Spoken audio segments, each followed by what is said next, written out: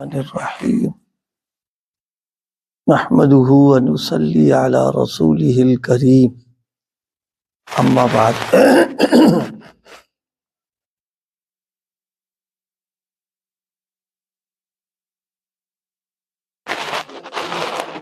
کل مضمون آیا تھا کہ اللہ تعالیٰ کو فنائیت جو ہے وہ بہت پسند ہے۔ پھر ہم لوگوں کے لیے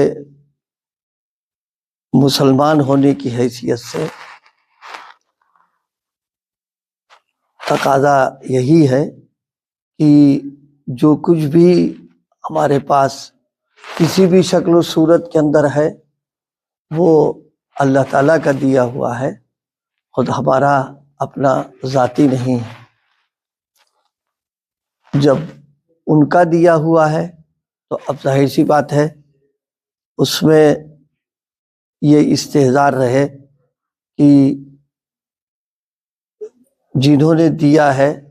اگر اس کی ہم ناقدری کریں اور اس بنیاد پر اپنے آپ کو بڑا سمجھنے لگیں تو یہ اللہ تعالیٰ کی ناراضگی کا ذریعہ بھی ہوگا، اور خطرہ ہے کہ اللہ پاک کہیں ہم کو اس سے محروم نہ کر دے۔ نبی پاک صلی اللہ علیہ وسلم کا واقعہ فتح مکہ کا، مکہ معظمہ سے آپ نے جب ہجرت فرمائی ہے تو بہت ہی کس و پرسی کے عالم میں یہاں سے تشریف لے گئے آپ۔ پھر حضرات صحابہ کرام کو جو مصیبتیں، جو تکلیفیں، پریشانیاں جو بھی یہاں آئی ہیں وہ سب سامنے ہے، لیکن مکہ معظمہ جس وقت فتح ہوا ہے اس وقت آپ کا داخلہ جس انداز سے آپ آئے ہیں بالکل سراپا بندہ بن کر کے، اور عبدیت کی شان ظاہر ہو رہی تھی آپ کی، کہ سر مبارک جھکا ہوا تھا، اور اتنا جھکا تھا کہ اونٹنی کا جو کجاوا وہ ٹھونڈی میں لگنے کے قریب ہو گیا تھا۔ اس قدر تواضع، عبدیت اور یہ استحضار کہ یہی وہ جگہ ہے جہاں سے ہم گئے تھے کس حالت میں، اور آج ہم اس حالت میں آ رہے ہیں۔ اس میں ہمارا کوئی وہ نہیں ہے، یہ اللہ تعالیٰ کا فضل ہوا، ان کی عنایت ہوئی کہ پھر ہم کو یہاں پر فاتحانہ طور پر داخل کیا ہے۔ قرآن مجید نے ایک موقع پر کہ جب کوئی کسی علاقے پر فاتح بن کے جاتا ہے تو اس کی شان بیان کی ہے کہ سارا نظام درہم برہم کر دیتا ہے، اور باعزت لوگوں کو ذلیل کر دینا، یعنی سارا جو کچھ انتقامی کارروائی ہو سکتی سب کر، قرآن مجید نے اس کو نقل کیا۔ اس کے برخلاف نبی پاک صلی اللہ علیہ وسلم جب مکہ معظمہ آئے ہیں تو فاتحانہ آئے، لیکن انداز جو ہے وہ عبدیت کا ہے، بندگی کا ہے، اور زبان مبارک سے ایک تو سورہ فتح کی تلاوت فرما رہے ہیں، صحابہ کرام نے اس کو نقل کیا ہے، پھر اسی کے ساتھ ساتھ میں اس موقع پر جو دعا پڑھی ہے آپ نے، دعائیہ کلمات آپ کی زبان پر تھے، انجز وعدہ، نصر عبدہ وہزم، اس قسم کے الفاظ استعمال کیے کہ اللہ تنہا آپ کی ذات ہے جس نے وعدہ بھی آپ نے پورا کیا، اور آپ نے فتح بھی نصیب فرمائی، اور آپ نے مدد بھی فرمائی۔ یہ انداز آپ کا جو ہے یہ ہمارے لیے بہت بڑے سبق کی چیز ہو رہی ہے کہ مظلومانہ انداز پر جو گیا ہو اور فاتحانہ انداز پر آ رہا ہو، اور جذبات سوائے عبدیت اور بندگی کی کچھ ہی نہیں اس میں۔ حالانکہ عمومی طور پر ہم لوگ دیکھیں روزمرہ کے اپنے جو ہمارے اپنے حالات اور معاملات پیش آتے ہیں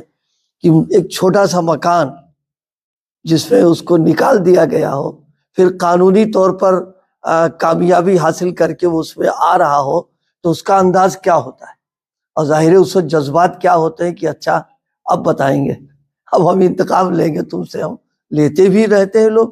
لیکن آپ رحمت للعالمین بن کر کے آئے تھے تو آپ نے ایسے موقع پر بھی پوری انسانیت کو جو پیغام بھیجا ہے کہ ابدیت کا اور تواضع کا، انکساری کا، یعنی وہ اپنے سر صحرا نہیں باندھا آپ نے کہ میری وجہ سے ہوا، نہیں، اللہ کی تعریف کرتے رہے کہ اللہ آپ نے وعدہ فرما دیا، پورا کر دیا، مدد فرما دی، فاتحانہ داخل ہو گئے۔ اس سے یہ معلوم ہو گیا کہ بڑی سے بڑی کوئی چیز جو ہمارے ذہن میں ہو سکتی ہو ملے تو ملنے کے بعد میں نظر اللہ کی طرف ہونا چاہیے کہ اللہ آپ کا فضل ہو گیا تو آپ نے عنایت فرما دیا، اگر آپ کی مدد نہ ہوتی تو گیا تھا کام سے اسی میں۔ اسی لیے بزرگوں نے ایک بات بتائی ہے کہ کوئی کام کرنا اگر ہے، ٹھیک ہے، ہمارے پاس اسباب ہیں، وسائل ہیں، اور اسباب اور وسائل کے اختیار کرنے کا شریعت نے ہمیں حکم بھی دیا ہے، کرو تم، اب بہتر سے بہتر وسائل کو اختیار کر لو، لیکن اس موقع پر بھی کہہ لو انشاءاللہ، یعنی ان پر نظر نہیں، فضل تو آپ کا اگر ہوگا تب کام بن جائے گا، اور نہیں ہوگا تو کچھ بھی نہیں ہو پائے گا اس کے اندر۔ اس لیے فنائیت جو ہے یہ اللہ پاک کو بے انتہا پسند ہے۔ اللہ پاک ہم سب لوگوں کو کچھ حصہ اس کا نصیب فرمائے۔ ہم لوگ بعض اوقات نعمتوں کی جب بارش اور نوازشوں کی ہونے لگتی ہے تو پھر نظر اپنے اوپر آ جاتی ہے کہ ہم نے ایسا کر دیا، ہماری سوچ ایسی تھی، ہم نے راستہ ایسا اختیار کیا، نہیں، یہ تو ان کا عین موقع پر بعض اوقات بالکل معلوم ہوا کہ میدان ہاتھ میں آ گیا ہے، عین موقع پر کچھ ایسی بات نکل گئی، کچھ ایسا کچھ ہو گیا، ان کے لیے تو کوئی مشکل نہیں ہے، جیتا ہوا میدان ہاتھ سے نکل جاتا اس کے اندر ہے۔ اس لیے ہر لمحہ اور ہر موقع پر بس اس کا رہے کہ بس اللہ ہی کی توفیق سے اور انہی کے فضل سے یہ چیز ہو گئی، اور جن لوگوں کا نقطۂ نظر یہ رہتا ہے اللہ پاک ان کو کامیابی عطا فرماتے رہتے ہیں۔ اور اگر کہیں پر خدا نخواستہ بظاہر ناکامی اگر ہو رہی ہے تو ظاہری ناکامی ہے، وہ ظاہری ناکامی ہے، اور حقیقت یہ ہے کہ وہ بھی اللہ کا ایک فیصلہ ہے جو انجام کے اعتبار سے خیر ہوتا ہے اس کے اندر ہے، ظاہر تو ناکامی ہو جاتی ہے اس کے اندر ہے۔ اس لیے ہر وقت یہ خیال رہے کہ ہم اللہ کے بندے ہیں، ابدیت ہمارا کام ہے، اور ابدیت صرف نمازی ہی میں نہیں، نماز کے باہر کی زندگی میں ہونا یہ کمال ہے، کیونکہ نماز میں اگر اکھڑ کھو کرے گا تو نماز ہی نہیں ہوگی اس وقت بیکار ہو جائے گا۔ مسئلہ ہے باہر کی زندگی میں اس کا رہن سہن، ملنا جلنا، اٹھنا بیٹھنا، کہیں سے بھی بڑائی، کہیں سے کبر، ترفع، بالکل نہیں، بس تواضع، عاجزی، انکساری۔ اسی لیے فرمایا گیا ہے کہ مومن کی شان کیا ہے، جب وہ چلتا ہے تو سینہ تان کر کے اکڑ کے نہیں چلتا ہے۔ مومن کی چال جو ہوتی ہے، اس کے قدم زمین پر جو پڑتے ہیں وہ بڑائی والے نہیں ہوتے ہیں، تواضع کے ساتھ میں، نظر نیچی ہے، اور جب جھکاؤ اس کے چال میں ہے، اور بہت ہی آہستگی اور تواضع کے ساتھ چل رہا ہے، اس لیے کہ اللہ کا بندہ ہے۔ اور ابدیت کا اظہار چال ڈھال میں اگر ہے تو اس کا مطلب ہے کہ ہے اس کے اندر کچھ ہے۔ زبانی تو ہر آدمی اپنے آپ کو ہم حقیر ہے، فقیر ہے، ایسے ہے ویسے ہے تو سب کہہ لیتے ہیں، لیکن جب معاملہ بڑھتا ہے تب معلوم ہوتا ہے کہ حضرت کتنے پانی میں ہیں، اور کتنی جو ہے انکساری اس کے اندر ہے، ایک دم چہرہ بدل جاتا ہے، تمتمانے لگتا ہے، ذرا سا مزاج کے خلاف کوئی بات پیش آ جائے تو زبانی اظہار یہ ابدیت تھوڑی نہ ہے، اس کی پوری وہ نبی پاک صلی اللہ علیہ وسلم نے باقاعدہ دعاؤں میں اس کا اظہار کیا ہے۔ اللہم انا عبدک، بعض روایتوں میں اللہم انی عبدک، اللہ میں آپ کا سراپا بندہ ہوں، ابن امتک، اللہ باندی زادہ ہوں، یعنی جس کا میں بیٹا ہوں، جس کے پیٹ سے، وہ بھی آپ کی بندی ہے، وہ ابن عبدک، اور میں آپ کے بندے کا بیٹا ہوں، یعنی اس تواضع کی انتہا ہو گئی، آپ نے اپنی بھی ابدیت، اپنی والدہ ماجدہ کی اور اپنے والد کی، سب کی ابدیت کا اظہار کیا، اور عملاً بھی یہی ہوتا تھا آپ کا۔ نبی پاک صلی اللہ علیہ وسلم کے سیرت میں ہے، جب آپ چلتے تھے حضرات صحابہ کے ساتھ میں یا اٹھنا بیٹھنا ہوتا تھا، ممتاز حیثیت کبھی نہیں اختیار فرمائی، صحابہ کے ساتھ مل کر کے چلنا، بیٹھنے میں جب مجلس لگا کرتی تھی ابتدا میں یہی تھا کہ صحابہ کرام کے ساتھ ہی آپ بیٹھا کرتے تھے، اور اتنا گھل مل جاتے تھے کہ باہر کا آنے والا آدمی پہچان نہیں پاتا تھا کہ نبی کون ہے اور غلام کون اس کے اندر ہے، اور پوچھا کرتا تھا من فیکم محمد، تمہیں محمد کون ہے؟ تو پھر حضرات صحابہ کرام نے آنے والوں کو، تاکہ کوئی زحمت نہ ہو، پوچھنا نہ پڑے، تو آپ کے لیے بیٹھنے کی ایک جگہ بنا دی تھی کہ آپ یہاں بیٹھیں، تاکہ معلوم ہو جائے آنے والے کو کہ آقا ہے، یہ سب غلام بیٹھے ہوئے۔ اس طرح آپ نے گویا معاملہ فرمایا۔ یہ چیزیں ہمارے لیے سبق کی ہیں۔ ہم بہرحال غلام ہیں، امتی ہیں، تو ہم کو بھی چاہیے کہ ہم بھی یہی طرز اپنائیں اپنا، کہ کچھ بھی اللہ نے عطا فرما دیا ہو، لیکن اپنوں کے ساتھ، ملنے جلنے والوں کے ساتھ میں تواضع کے ساتھ، انکساری کے ساتھ، اپنے آپ کو کچھ نہ سمجھ کر کے اس طرح ملنا۔ یاد آیا اس وقت میں ہمارے اکابر میں سے بعض اکابر کے سلسلے میں، غالب حضرت شیخ الہند کا واقعہ کسی اور کا ہے، ایک صاحب ملنے کے لیے آئے۔ حضرت شیخ الہند نور اللہ مرقدہ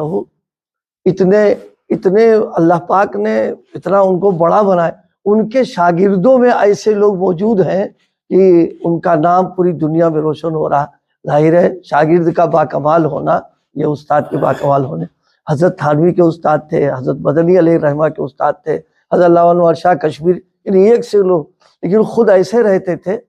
کہ کسی کو پتہ نہیں چلتا تھا کہ یہ اتنے بڑے آدمی ہیں۔ وہ کوئی صاحب ملنے آئے حضرت سے، تو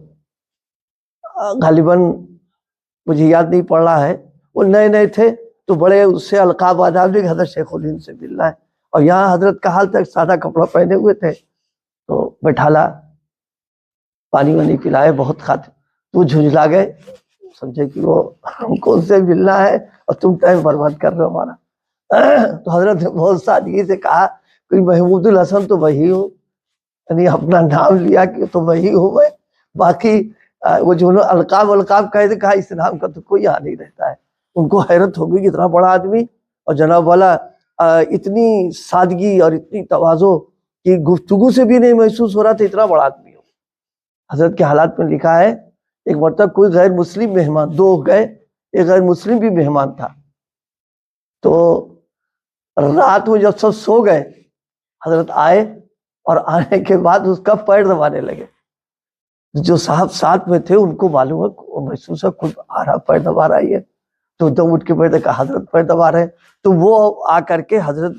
کہ آپ یہ کر رہے ہیں؟ کہا نہیں بھائی میرا مہمان ہے، یہ تھکا ہرا ہے، تو ہم نے سوچا کہ اس کو تھوڑا آرام مل جائے۔ اسے کیا پتا، وہ تو پیر دبا، اس کو آرام ملا، وہ سونے ہی لگا۔